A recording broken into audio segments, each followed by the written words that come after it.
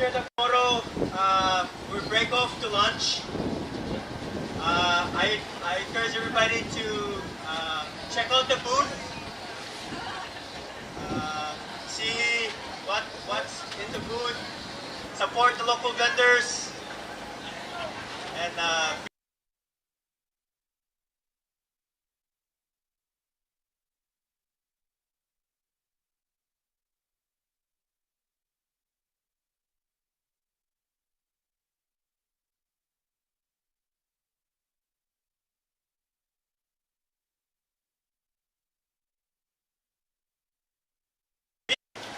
we also have some attire showcase that will be happening in the afternoon.